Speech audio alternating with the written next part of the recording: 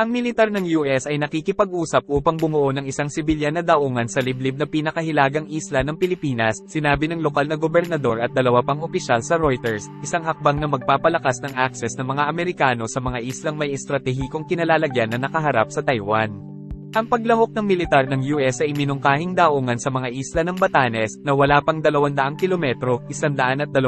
milya, mula sa Taiwan, ay maaaring magdulot ng tensyon sa panahon ng lumalalang alitan sa China at sa pagmamaneho ng Washington na paigtingin ang matagal ng pakikipag-ugnayan sa kasunduan sa pagtatanggol sa Pilipinas.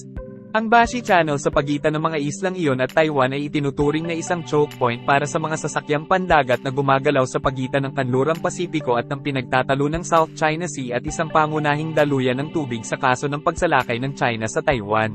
Ang militar ng China ay regular na nagpapadala ng mga barko at sasakyang panghimpapawid sa pamamagitan ng channel, sinabi ng Ministeryo ng Depensa ng Taiwan. Sinabi ni Mary Lou Keiko, ang provincial governor ng Batanes Islands, sa Reuters sa isang mensahe na humingi siya ng pondo mula sa US para sa pagtatayo ng isang alternatibong daungan doon, na nilayon upang tumulong sa pagbabawas ng mga kargamento mula sa Cabecera, Maynila, sa panahon ng maalon na karagatan sa panahon ng tag-ulan. Sinabi niya na ang mga plano ay magtayo ng daungan sa isla ng Basco, kung saan sinasabi ng mga lokal na awtoridad na madalas na hindi naa-access ang daungan sa panahon ng matataas ang alon, at maaaring gumawa ng desisyon sa Oktubre.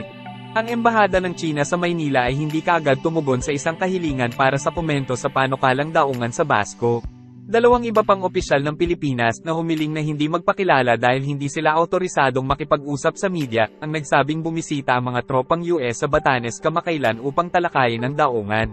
Sinabi ng isa sa matataas na opisyal ng militar, na interesado ang armadong puwersa ng Pilipino sa radar at pagpapabuti ng mga kakayahan sa pagsubaybay sa lugar.